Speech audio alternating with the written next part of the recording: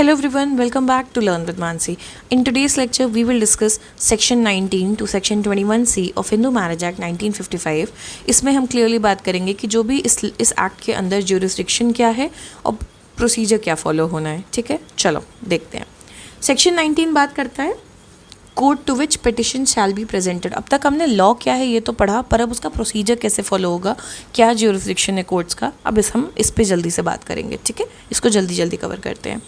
Court to which petition shall be presented, कि किस court में आप जाके पिटिशन दोगे. जैसे किसी को डिवोर्स लेना है तो अभी होता है ना, कहाँ जाओ, all India all over the world कहाँ जाना है. तो सिंपल से इसके रूल है, every petition under this act shall be presented to the district court. District court में पिटिशन दी जाएगी within the local limits of whose original civil jurisdiction, जिसके ओरिजिनल सिविल ज्यूरिसडिक्शन के अंडर ये case आता है. अब ये कौन से कोर्ट्स हैं, कौन सी जगहों पे है. पहली जगह है जहाँ पे शादी हुई थी, सॉलमनाइज मतलब जहाँ पे रस्में हुई थी, तो जिस जगह पे शादियाँ हुई थी वहाँ का district court. Second is the respondent, यानी जिस एक बंदा हमेशा पिटिशनर होता है, दूसरा बंदा रिस्पोंडेंट होता है. तो respondent at the time of presentation of petition resides, यानी जहाँ पे रिस्पोंडेंट रहता है जिस शहर में वो. तीसरा, the parties to the marriage last resided together, यानी डिवोर्स की एप्लीकेशन देने से पहले, सेपरेट होने से पहले वो साथ में जहाँ लास्ट टाइम साथ रहे थे वहाँ पे भी दे सकते हैं. नेक्स्ट पॉइंट दिया है, in case wife is the petitioner, अगर वाइफ ने पिटिशन डाली है डिवोर्स की, where she is residing on the date of presentation of petition, तो वो जहाँ रह रही है पिटिशन देते टाइम वहाँ पे भी डाल सकते हैं. और नेक्स्ट बोला है, the petitioner is residing at the time of presentation, वहाँ पे, ठीक है, जहाँ पे रिस्पोंडेंट बाहर है. ओके, इसका बेसिक मतलब है, अगर जो रिस्पोंडेंट है वो आउटसाइड द टेरिटरीज जहाँ पे एक्ट एक्सटेंड करता है, बेसिकली इंडिया के बाहर है, अगर वो जिसके जो रिस्पोंडेंट है, तो जिस शहर में पिटिशनर अभी रहता है वहाँ पे डाला जाएगा. ठीक है, या अगर रिस्पोंडेंट है वो 7 साल से गायब है, जिस पर हमने पढ़ा था प्रिज्यूम डेड होता है, वहाँ पे भी डिवोर्स के लिए अप्लाई कर सकते हैं. तो जिस शहर में पिटिशनर अभी रहता है उस शहर में अप्लाई करते हैं. इसको एक एग्जाम्पल से समझते हैं, बहुत ईजिली समझ में आ जाएगा. ये एक लड़का है, ठीक है, जो दिल्ली में रहता था, ये एक लड़की है जो लखनऊ में रहती थी. इन दोनों की शादी हुई. शादी कहाँ हुई? लखनऊ में. ठीक है, तो पहली कंडीशन हमने क्या पढ़ी थी, मैरिज जहाँ पे सोलेमनाइज हुई थी, वो शहर कौन सा है? लखनऊ, जहाँ पे शादी हुई थी. देखो, सेकंड है, हमने पढ़ा था कि थर्ड पॉइंट हमने ये पढ़ा था, the parties to the marriage last decided together, दोनों शादी के बाद मुंबई शिफ्ट हो गए थे. दोनों की जॉब्स मुंबई में थी, दोनों मुंबई में साथ रहते थे, और वहीं पे फिर उनके झगड़े हुए और उन्होंने फाइनली सेपरेट हो गए और डिवोर्स की प्लानिंग हुई या डिवोर्स लेने का डिसाइड हुआ. तो लास्ट लिव्ड टुगेदर, दोनों एक साथ लास्ट कहाँ रहे थे? मुंबई. तो एक शहर लखनऊ मिल गया हमें जहाँ पे शादी हुई थी. थर्ड पॉइंट के अकॉर्डिंग मुंबई, जहाँ पे वो लास्ट साथ रहे थे. फिर दोनों सेपरेट हो गए.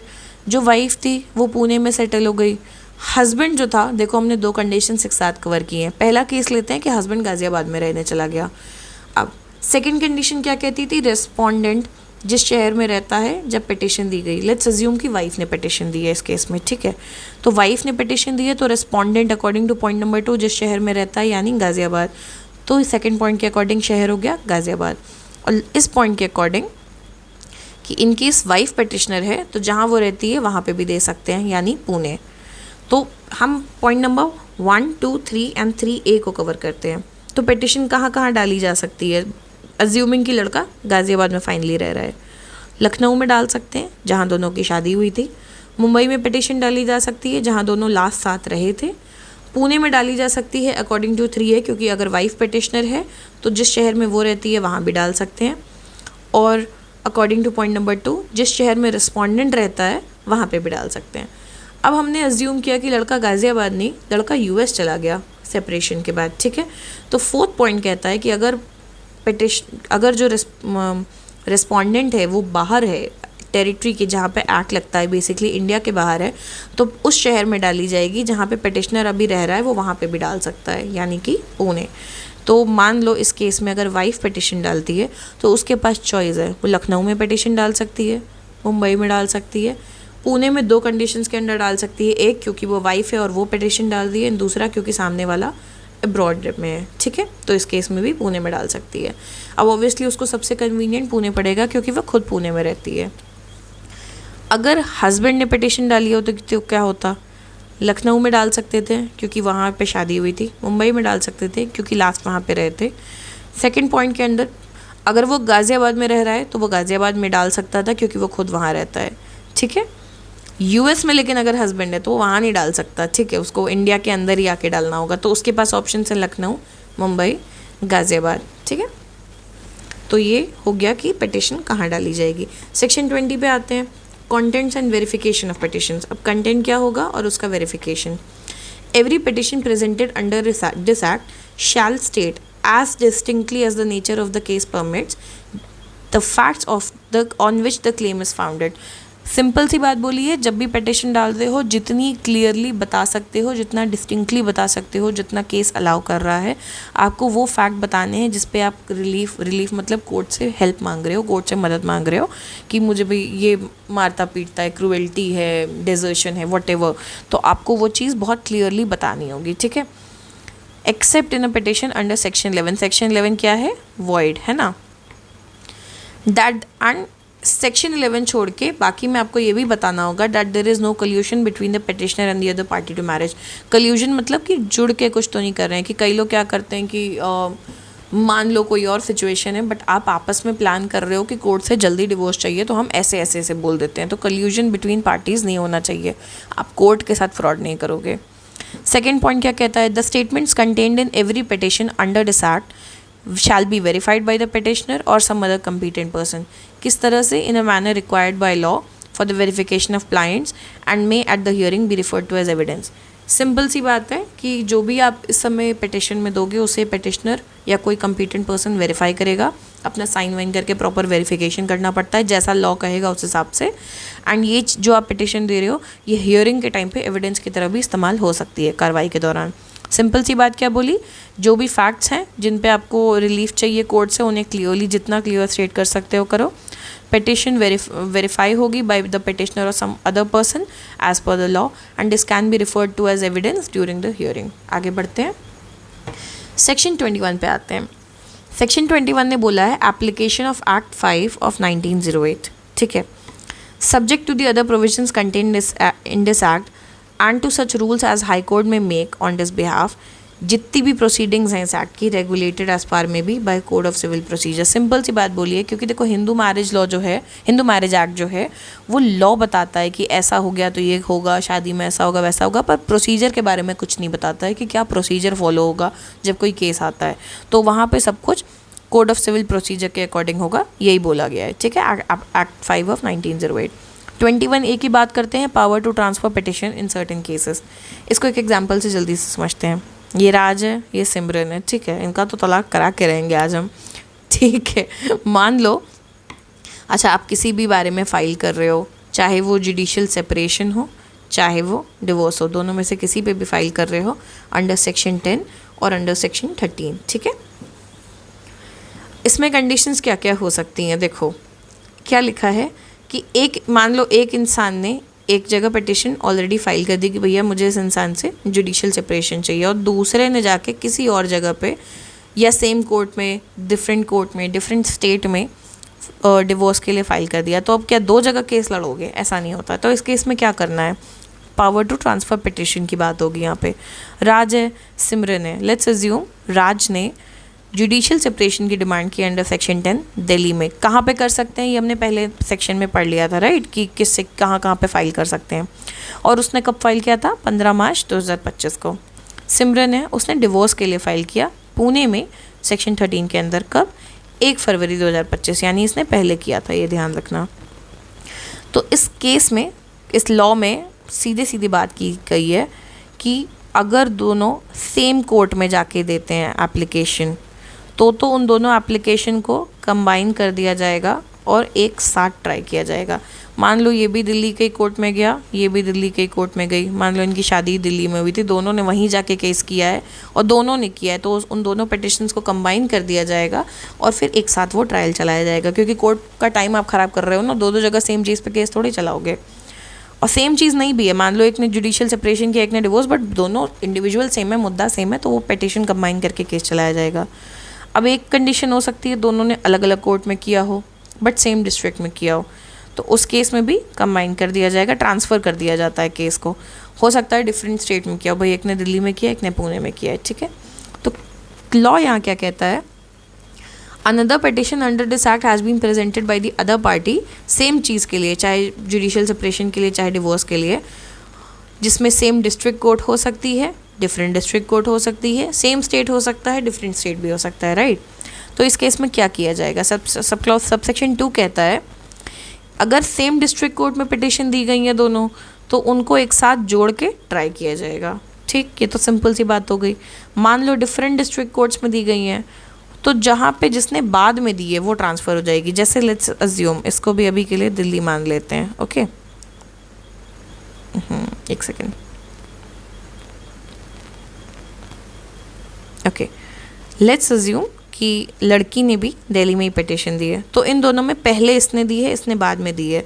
तो इसने मान लो एक डिस्ट्रिक्ट कोर्ट नंबर 1 में दी है फॉर एग्जांपल, और इसने 2 में, तो क्योंकि इसने पहले एप्लीकेशन दी है, इसकी वाली इस कोर्ट से यहाँ पे ट्रांसफ़र कर दी जाएगी। सिंपल सी बात है। डिफरेंट डिस्ट्रिक्ट कोर्ट्स में है, पिटिशन जिसने बाद में दी है वो ट्रांसफ़र कर दी जाएगी पहले वाले डिस्ट्रिक्ट कोर्ट में जहाँ पे पहली पिटिशन थी, और फिर उन्हें साथ में ट्राई किया जाएगा। 2 कंडीशंस हो गई। अब बात है कि अगर अलग अलग स्टेट्स में ही आते हैं, ठीक है, तो उस केस में भी क्या कहते हैं, जिसने पहले फाइल किया था वहाँ पे केस ट्रांसफ़र हो जाएगा। तो जैसे हमने जो एग्जांपल लिया, इसमें लड़के की पिटिशन लेटर पिटिशन है, कोर्ट भी अलग है इनकी और स्टेट भी अलग है। तो 2B के अकॉर्डिंग ट्रांसफ़र कहाँ होगा, पुणे होगा, क्योंकि लड़की ने पहले फाइल किया था, अर्ली पिटिशन थी, ठीक है। थर्ड पॉइंट कहता है कि डिस्ट्रिक्ट कोर्ट जैसे ही उसको लेटर पिटिशन मिलती है वो इनिशिएट कर सकता है ट्रांसफ़र, ठीक है। इंटर स्टेट के मैटर होंगे तो हाई कोर्ट सुप्रीम कोर्ट अपनी पावर्स का यूज़ करके क्या कहते हैं, ट्रांसफ़र करवा सकते हैं, ठीक है, क्योंकि ट्रांसफ़र के भी रूल्स होते हैं, district court to district court, अलग अलग स्टेट में केस ट्रांसफ़र होंगे तो क्या होगा। सिंपल सा केस है 21A, बहुत सिंपल है। सेम डिस्ट्रिक्ट कोर्ट में अगर दोनों हस्बैंड वाइफ ने एप्लीकेशन डाली तो दोनों को कंबाइन कर दिया जाएगा और एक साथ केस चलाया जाएगा। डिफरेंट डिस्ट्रिक्ट कोर्ट्स में डाली तो जिसने पहले डाली थी उसके कोर्ट में ट्रांसफ़र कर दी जाएगी दूसरी वाली, और वहाँ केस ट्राई होगा। और डिफरेंट स्टेट्स में हुई तो भी आप ऑटोमेटिकली डिफरेंट डिस्ट्रिक्ट कोर्ट्स हो गए, राइट। तो ये सिंपल सी टर्म्स हो गई। आगे बढ़ते हैं। 21B में क्या बात की गई, special provision relating to trial and disposal of petitions under this act. Trial and disposal को लेकर बात हो रही है।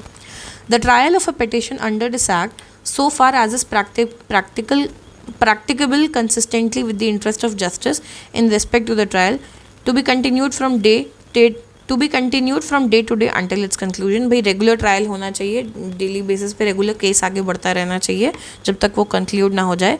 unless the court finds the adjournment of the trial beyond the following day to be necessary for reasons to be recorded।